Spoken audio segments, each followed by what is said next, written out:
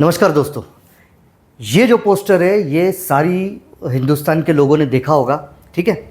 अब ये जो है वो जीएसटी के बारे में जो हमारे प्रधानमंत्री मोदी जी और निर्मला सीतारमण जो हमारे फाइनेंस मिनिस्टर हैं, उन्होंने जो जीएसटी के बारे में जो डिक्लेरेशन दिया है उसके लिए बहुत सारे लोगों का मुझे फ़ोन आया और मुझे मैसेजेस भी आए।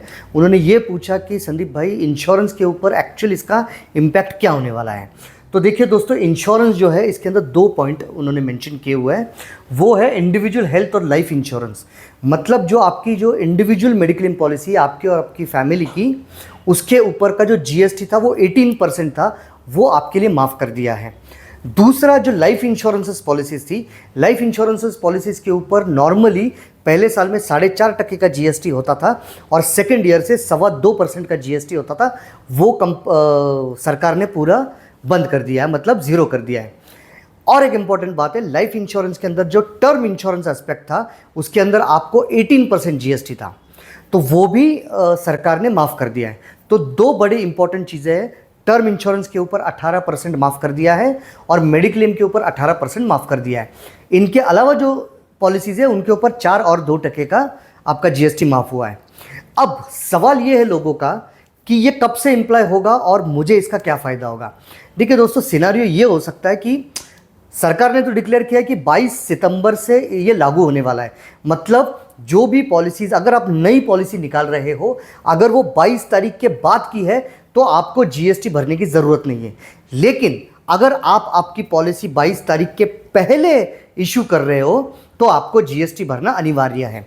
अब आप बोलोगे भाई 10-12 दिन के लिए मुझे रुकना ही पड़ेगा, तो रुकने की ज़रूरत नहीं। आप इंश्योरेंस कंपनी से बात कर लीजिए, आप अपना प्रोसीजर शुरू कर दीजिए। सिर्फ उनसे रिक्वेस्ट कीजिए कि मेरा जो पॉलिसी स्टार्ट डेट है ना, वो आप 22 सितंबर के बाद कीजिए।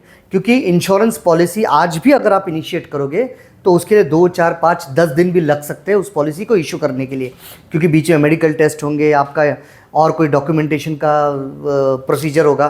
तो ये सारी चीज़ें आपको कवर करने के लिए उतना टाइम मिल जाएगा और 22 सितंबर आते आते आपका जो है डॉक्यूमेंटेशन कंप्लीट हो जाएगा। लेकिन इंश्योरेंस कंपनी को ये आप इंस्ट्रक्शन दे देना कि मेरा जो पॉलिसी स्टार्ट डेट है वो 22 सितंबर के बाद ही हो, तभी आपको ज़ीरो जीएसटी का लाभ मिलेगा। अब दूसरा सवाल मुझसे लोग ये पूछते हैं कि भाई मेरा तो रिन्यूअल आया हुआ है, अब उसका क्या करेंगे। तो दोस्तों ध्यान रखना, जिन लोगों का रिन्यूअल डेट 22 सितंबर के पहले है उनके पास कोई ऑप्शन नहीं है, आपको जीएसटी भरना ही पड़ेगा। अब कुछ लोग ये दिमाग लगा सकते हैं कि भाई मेरा 20 सितंबर को मेरा रिन्यूअल डेट है, मैं 2-4 दिन रुक देता हूँ, 23 तारीख को भर देता हूँ पैसा। लेकिन उन लोगों को भी मैं बताना चाहता हूँ कि आपका रिन्यूअल डेट अगर 20 तारीख है, लेकिन अगर आप प्रीमियम 22 के बाद भरते हो फिर भी आपको जीएसटी भरना पड़ेगा। तो दोस्तों ये 2-3 दिन मत रुकना, आप अपने आप को अनलकी समझ लो हो सके तो, लेकिन आपको ये जीएसटी भरना पड़ेगा। तो रिन्यूअल जिनका 22 सितंबर के पहले है वो अपने आप को ना रोके, पैसा भर दे, क्योंकि इंश्योरेंस है, हमें मालूम नहीं कब हम लोगों को इसकी ज़रूरत पड़े, तो ये पैसा आपको आपके काम में आना चाहिए। अब दूसरा इंपॉर्टेंट एस्पेक्ट ये होता है दोस्तों कि लोग ये कहते हैं कि मैंने ऑलरेडी पैसा भर दिया इंश्योरेंस कंपनी को 10-15 दिन पहले, लेकिन मेरी जो पॉलिसी है वो अभी तक इशू नहीं हुई है। तो दोस्तों इमीडिएटली इंश्योरेंस कंपनी को बोलिए कि भाई मेरा जो प्रोसीजर है वो थोड़ा सा आप आराम से कीजिएगा, मुझे पॉलिसी स्टार्ट डेट जो है वो 22 सितंबर के बाद देना।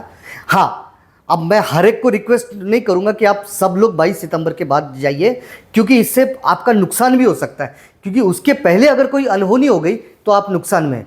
तो जो लोग ये रिस्क लेना चाहते हैं उन्हीं से रिक्वेस्ट है कि 22 सितंबर के बाद पॉलिसी लेना। लेकिन अगर किसी को लगता है कि नहीं मैं 18% भर सकता हूं, मुझे कोई दिक्कत नहीं, लेकिन मुझे रिस्क नहीं लेनी है, तो इमीडिएटली अपनी पॉलिसी आज ही इशू कर दो, भले ही 18% या 4% जीएसटी जाने दीजिएगा। तो दोस्तों आशा करता हूं ये वीडियो ने आपको काफ़ी हद तक आपका प्रॉब्लम सॉल्व किया होगा, आपके क्वेरीज के लिए आंसर दिया होगा। जल्दी से जल्दी आप अपने एडवाइज़र से बात कीजिए, जो भी आपका इंश्योरेंस एडवाइज़र होगा उससे आप सलाह मशवरत कीजिए, उनको पूछिए कि मेरी इस पोजीशन में मैं क्या कर सकता हूं, और वो आपको बराबर गाइडेंस देंगे। गलती से भी आप ऑनलाइन पॉलिसीज़ के पीछे मत जाइएगा, ये सारी चीज़ें वो बोलेंगे नहीं आपको, और अगर बोलेंगे भी तो अपने फ़ायदे के हिसाब से बोलेंगे। तो हमेशा याद रखना, एक प्रॉपर इंश्योरेंस फाइनेंशियल एडवाइज़र की सलाह लेना, और अगर आपके पास नहीं है तो एसडी इंश्योरेंस तो है ही। जय हिंद, धन्यवाद दोस्तों।